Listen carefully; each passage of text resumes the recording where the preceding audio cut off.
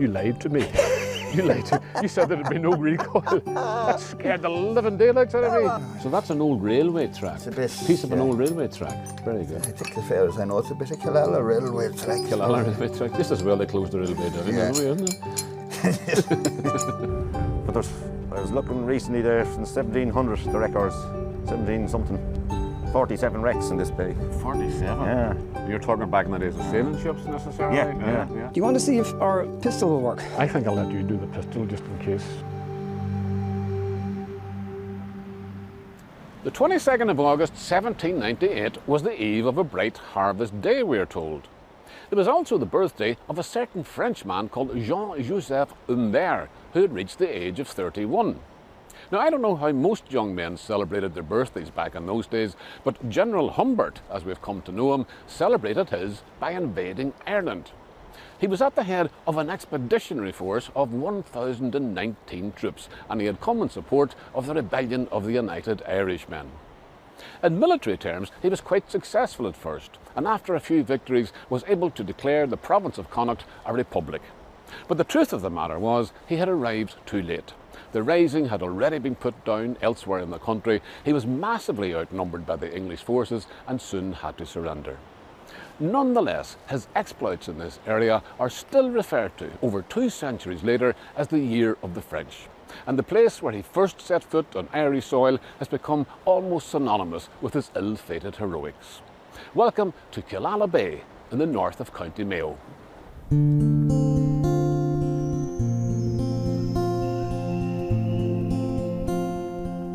The anglers wandering the bed of the River Moy in the town of Ballina are hoping to encounter Atlantic salmon that have recently entered the river via Killala Bay.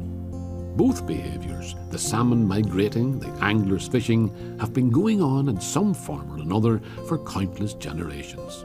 So you can say with some degree of confidence that distant ancestors of those salmon would have been making the same journey back in the 5th century, when St. Patrick was establishing his church at what would become the village of Killala on the western shore of the bay.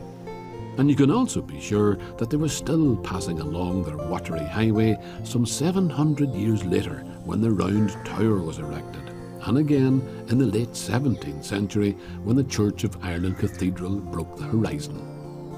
The salmon have seen human populations ebb and flow over the millennia along this stretch of coastline, so might not have paid too much attention when 3 larger than usual shadows loomed over their heads just off Kilcommon Harbour on an August day in the year 1798.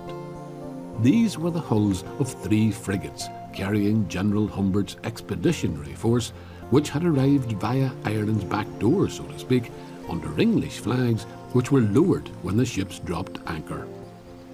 Kilcommon was, and still is, a tiny fishing harbour, and Humbert's army was also comparatively tiny. But the story of their triumphs and failures over the next couple of weeks, the rout of the English forces at the so-called Castle Bar races, the disastrous defeat at Ballinamuck, and the last stand of the rebels at Killala village itself, has acquired almost mythic status in Irish folklore, and has provided rich material for historians, novelists, filmmakers, dramatists, and of course songwriters. Steve Dunford could fit a number of those descriptions, in that he's not only written about the Year of the French, he relives it year after year in elaborate reenactments wherein redcoats, French invaders, United Irishmen and pike-wielding volunteers confront each other in the very places where those events occurred. In order to do so, he has had to acquire accurate and detailed knowledge of the events he is depicting. On the 22nd of August is St. Brendan's Day, so it was a fair day. So the people came from the fair nearby in Rathfran, and they were lining the headland behind us here. So there was a bit of a reception committee for them. And it would have been a welcoming reception? It would have been a welcoming reception, yeah. Right. We have a rock here, we have, right? Yeah.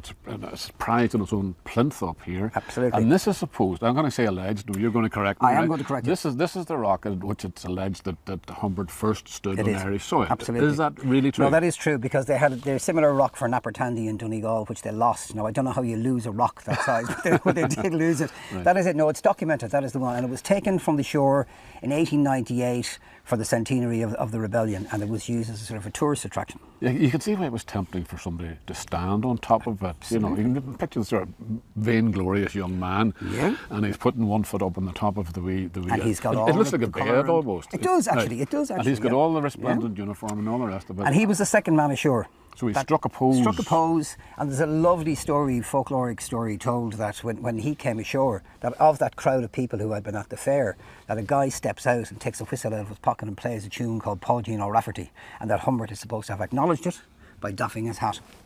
Don't know whether it's true or not, but it's a nice. But lots of wee myths could grow up around an occasion like that. Yeah. Now there was a reception committee of 150 United Irishmen here. There were at least two blacksmiths actively making pikes in Killala at the time. Mayo was ready. Roscommon was ready. I mean, Matthew Tone, who was Wolfe Tone's brother, was on board the ship with Humbert, and he left, his diary saying, we're ready.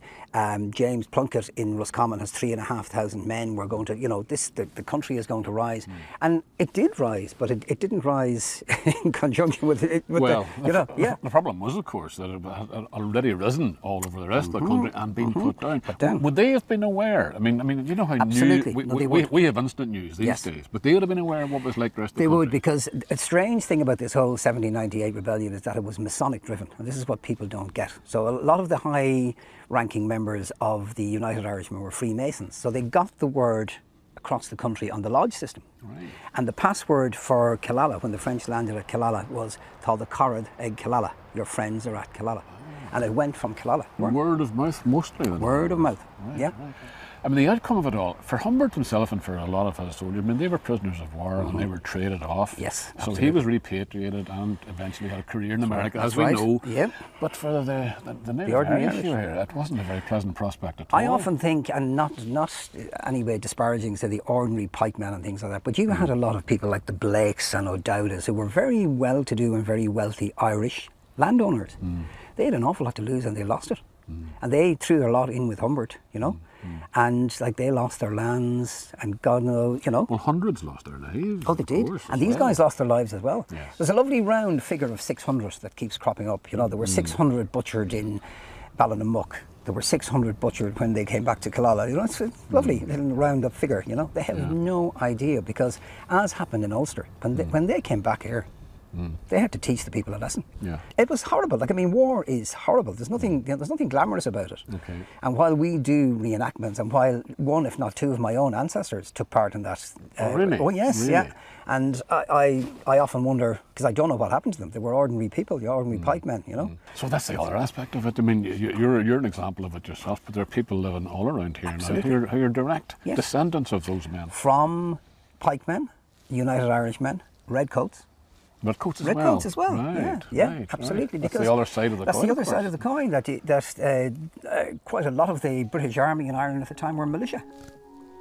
So the Irish. They were local men. They were local men. Now they didn't have the local militias in their own areas. So, for example, we had the Kilkenny militia here and the Longford militia. The Mayo militia were down south. Same applies to the police, really, doesn't it? don't police your own community. In other words, exactly. Right.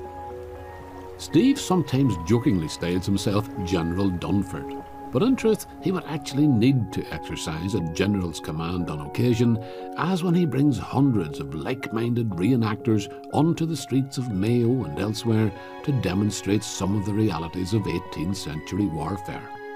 Steve refers to this as living history, and it's certainly a step up from gazing at relics in a glass case in a museum.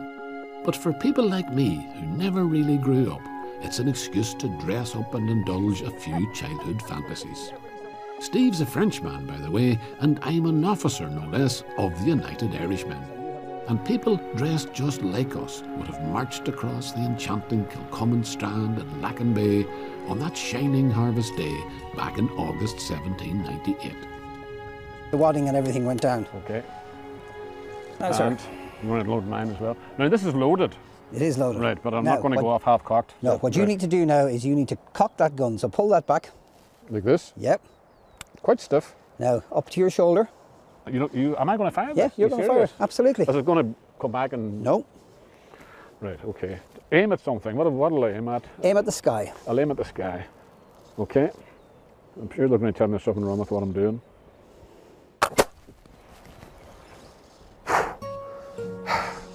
You lied to me.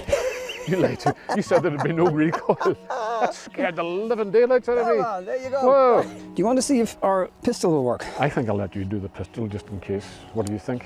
I think you should have a go. Seriously? Yeah. Right. That's even heavier, naturally, than this. But, I mean, were these used in battle only at close quarters, I would imagine? At close quarters they were, and it was normally officers that had those, or you know, people like yourself with a few bob, the gentry. Well, tell you what, if this doesn't work, we'll have to resort to the swords after To this the cold here. steel. And they're still coming at us, right? Yep. So am I doing this right? You are Straight out perfect. in front of me? Now, this might be embarrassing for a reenactor, but it could have been lethal on the battlefield. Such mishaps were frequent and gave rise to a whole range of expressions that we use in everyday speech without knowing, perhaps, that they originated from such antique weaponry.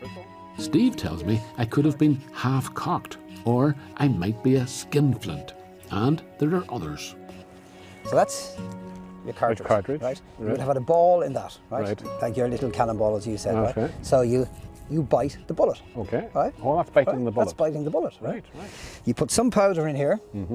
You close your fizzle. Right. Now, the odd time you may have a problem where the little touch hole here, where the spark doesn't work and the powder doesn't go through, Right. and you'll get a little, which is a flash in the pan. Oh, that's what that That's comes where that from. comes from, Really? right. So a flash in the pan, I mean, it didn't amount to anything. No, absolutely. So it didn't fire. And all. Didn't fire. Right. So then you have your lock, stock, and barrel. That's where that comes from. Right. In recognition of his ongoing contribution to Irish-French relations, in keeping alive the memory of this significant event in the history of both countries, and for his record of community involvement, Steve Dunford has this year been awarded the Médaille de la Jeunesse des Sports et de l'Engagement Associatif by the French government, a medal which is sometimes conferred on foreigners who have distinguished themselves in their chosen fields while bringing honour to France. Visitors from France, or anywhere else for that matter, who set foot in North Mayo for the first time will no doubt want to return with entirely peaceful intent. Because there's an extra dimension to natural light in this part of the world. There's sunlight, there's moonlight, there's starlight, and then there's Mayo light. More of which when we come back.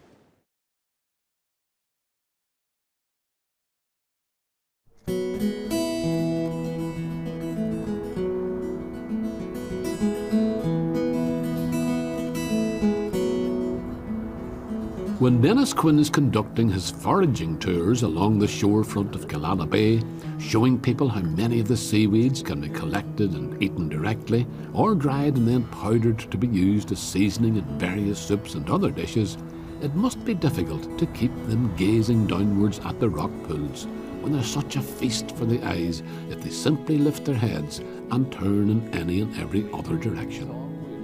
Dennis is a native of Dublin, but he spent a considerable part of his childhood visiting an uncle in the west of Ireland, so he feels very much at home in Killala, where he's been living for much of the last 20 years. Yet he still has that fresh perspective of the blow-in, which he's happy to share with people like me who might be a bit overwhelmed by the lavish generosity of nature in furnishing this North Mayo coastline. Dennis reckoned that one of the best ways of seeing Killala Bay is to take a small boat out of Killala Harbour, out past the massive sandspit known as Bartra Island, and head due north a few miles in search of a place where the mackerel are congregating. Like out in the bay here, you can get dolphins, sunfish, whale, fin whales, basking sharks now this time of the year. I don't see any today. Yeah. Right. And you've these huge big sandy beaches. Yeah. Hardly anybody ever on them as well. Yeah, it's a hidden secret. Yeah. We have little, for instance, there's a little beach over there now. Yeah. You rarely get anybody on it, you know. Never get anybody on it at all. The Blue Flag Beach in Killala itself, you know, in Ross. So that's on a sunny day, and people there, there's lifeguards and everything. But the other ones are as beautiful, but they don't have the facilities. That's, you know, that's the only reason. It's beautiful now today. But there's a huge difference when we're on here now in a sort of a calm area. But further out, I mean, where you were catching the mackerel, there was quite a swell, wasn't there? Up here, yeah, the wind coming from the northwest. Hey, well, listen, we hit the mother lode as far as the mackerel were concerned. A few mackerel today, yeah. The first place that Pádraig stopped was didn't seem to be doing anything, but you make up your minds very quickly as to whether yeah, they're there. There's or nothing not. doing in 5 minutes. You move. Seriously? Yeah. Right. Well, we usually get the mackerel. first, you know, load up with mackerel for the supper, of course, and then for bait.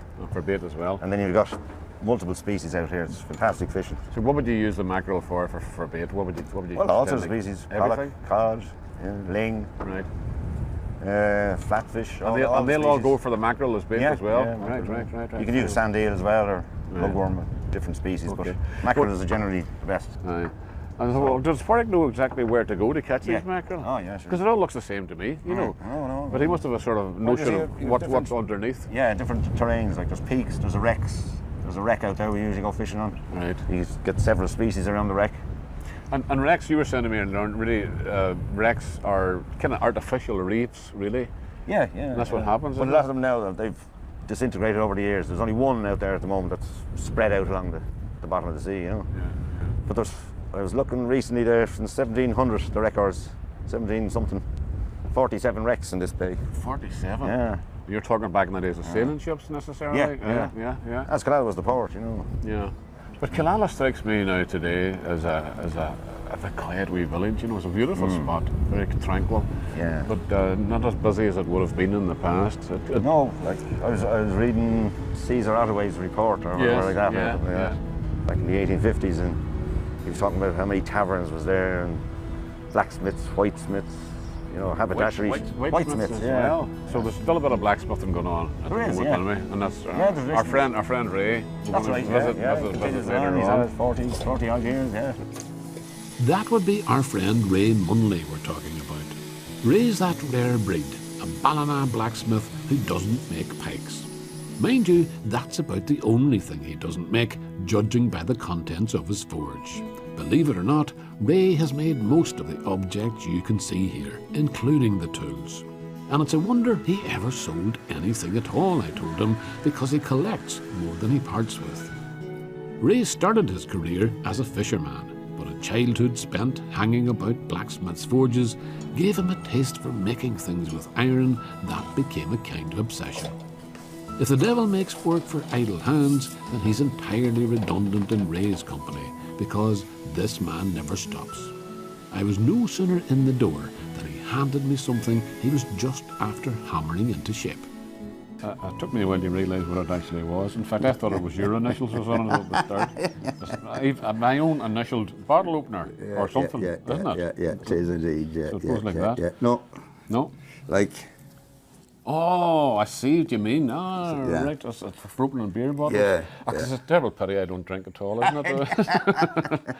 I'll find a use for it you will, somehow or another. you will. And the other thing you've made, what you were showing me earlier on behind us here, these vicious-looking things here. Yeah, And these, believe it or not, are they're spikes. spikes or nails. Yeah, they done a big job on the cathedral. In Ballina?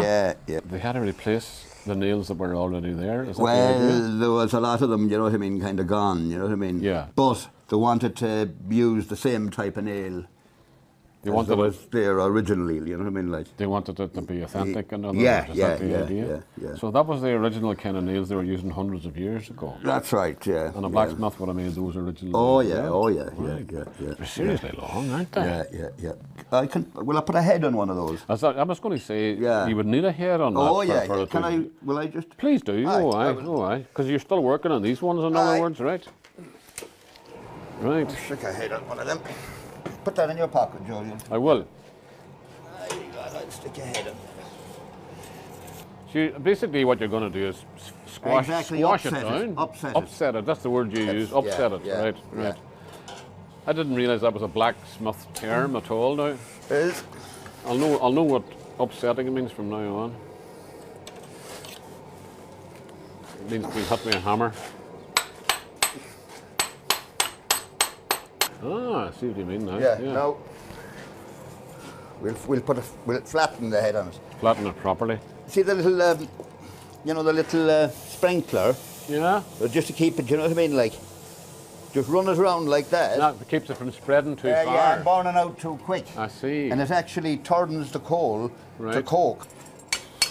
All right, the whole way down.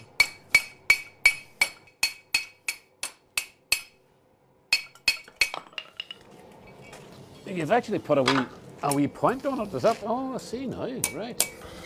It's not too bad. Look. Hmm. Oh, Very good. Pleased enough with that one? Oh, yeah. And that's basically the same way that a man working back in medieval times would have made that. Oh, yeah, exactly the yeah, same way. yeah. Right? People done nothing else years ago. Only, just making nails. Making nails. I Yeah. suppose you get asked to make a lot of things. You know, yeah. And it takes a man for Yeah. a lot of explaining to tell you Yeah, what exactly yeah. he means. You get a lot of guys explaining it's that long and it's That's this just wide. big. Yeah. Yeah. It's actually a very, very nice object in its own The right. thickest ones, there was other ones in. Yeah. And that would be driven on the full length as well. Yeah, well I presume it'd be, what you call them, it'd be a starter hole. They started off I'd with. say so, yeah. And they had to go and get every single nail replaced in the cathedral. Yeah, And well, that's it was it. the end of the rafters. See, where the rafters were going into the walls. Yeah. Do you know what I mean? They kind of rotted away there, you know what I mean? Like, yeah. And they came to you, so the very man who loves very handy here, and he's going to do them. And how many did you actually end up making? it was a couple of thousand and he was like, Seriously? yeah. And every one of them made the way you made that one there. Yeah.